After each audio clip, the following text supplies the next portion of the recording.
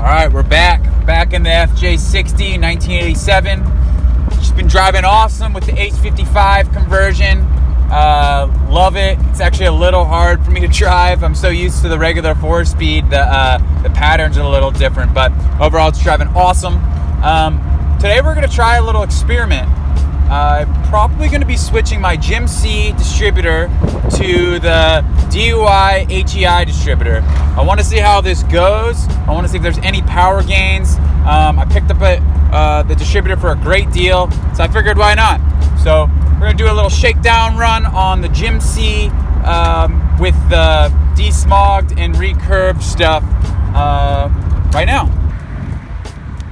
Alright, we're going to do a hard pull on the highway here with the Jim C distributor. First, mash down on it.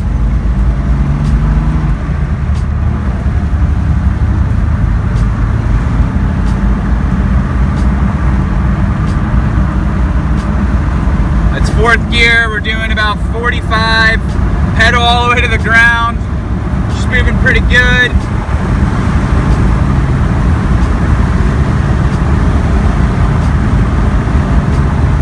50 and fourth.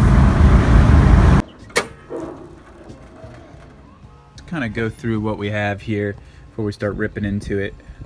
So we do have the regular stock Toyota coil running to the recurve distributor by Jim C.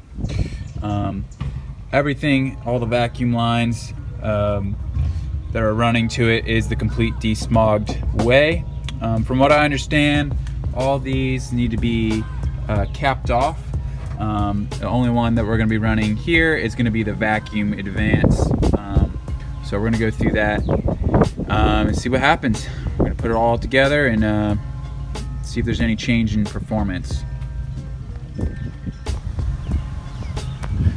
Got to get this beast out of the 62. We're having for safekeeping. Here she is. Look at this monster.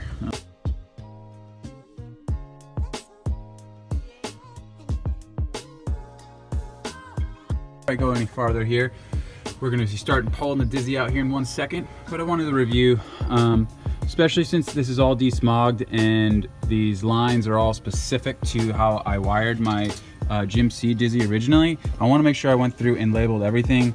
I labeled them according to what I can remember, just so that if I want to go back to the stock Toyota Dizzy, I'll be able to do that in the future.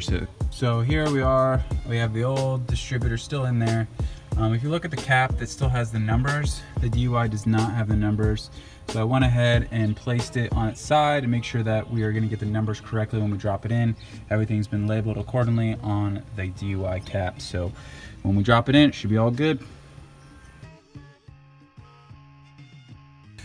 Last thing before pulling the distributor out, you want to note that if you're not going to pull it to top dead center, where the rotor is pointing. So I've already gone ahead and made a mark right there on that line, if you can see it in the middle of the screen, just so that when I drop in the new distributor that it will line up exactly and it will hopefully be in time.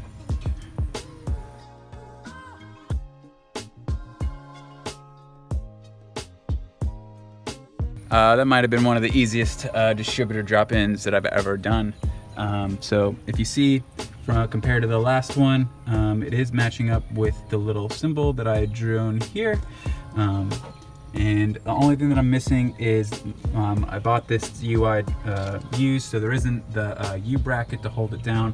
So I'm gonna have to run to the parts store and grab that before we start it up. All right, to the parts store we go. Let's get in the FJ62.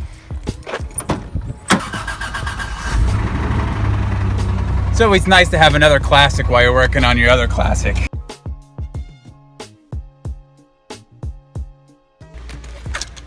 That's what I need. A few moments later. And the C bracket's installed. So from what I understand is that these two clips right here are what we're going to be plugging the tach and the battery from the DUI distributor. This one is yellow. I believe that this one right here is going to be going to the tach. And then this one has a little bit of a shade of red. That's going to be going to the positive side of the battery. So we'll unplug those and get a wire all made up for it, all the way to the cap.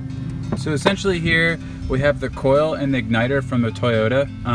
This is essentially the same unit as this. On the DUI, the cap and the igniter are all one, and then you get the 2 battery and the tack wires coming off here instead of from the igniter and so forth to the 2 plugs we just spoke about. So I'm gonna go ahead and wire this guy up. All right, the DUI cap is all set.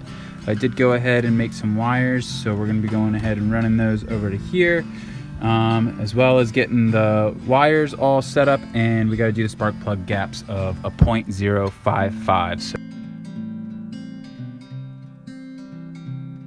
I'm not going to bore you with taking out spark plugs, but I do want to show the difference between the gapped and the one that came out. So this is number 4. I just got done gapping it. This is number 5. Look at the difference in gap in those. It's pretty significant that you can actually see it on camera, that there is a huge gap, that the DUI will be able to create more spark and hopefully create some more performance for the 2F. We'll see.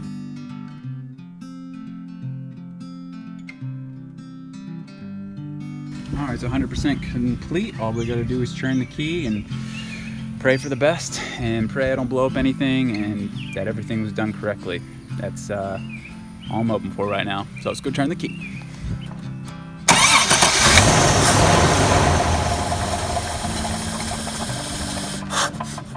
Oh, I think my timing's off.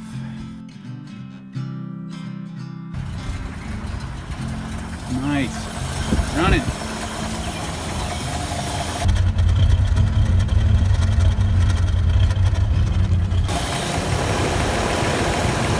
I gotta cap off some of these lines, and she'll run better. Take her on our first drive with the new distributor. All right, we're gonna do the same test here with the distributor all installed with the DUI distributor. Same stretch of road.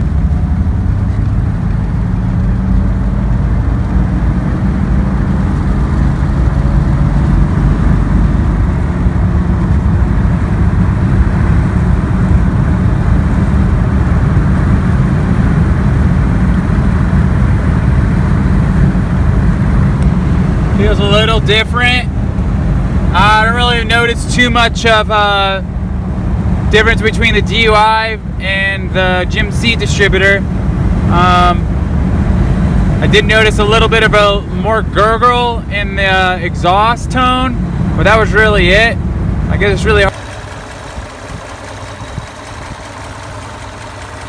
So first initial thoughts on the new Dizzy.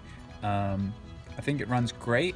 I just took the truck for about a 15-mile little run down, shakedown run, and she did really great. There are some slight times that I really felt that the distributor did kick out a little more power. It's really hard to say. I really am just not sure what's the difference between the GMC and the DUI distributor. So you tell me. Leave a comment below if it's something that you definitely have seen gains from. If not, you know, leave that too. So the idea behind this build was just to experiment a little bit, and then also have the ability to switch back on any given time. So I did leave everything intact. I didn't cut any wires, so I should be able to drop any of the old Toyota stuff in a blink of an eye. So that's my consensus. Hope you enjoy the video. We'll see you next time. Well, that concludes the GMC to DUI distributor mod. I think it worked out great. I'm really happy that I was able to get everything ironed out. It's gonna take a couple days for me to really figure out if I like it or not. I may go back to the GMC stock Toyota distributor, but like I said, a couple days, and then we'll see what happens.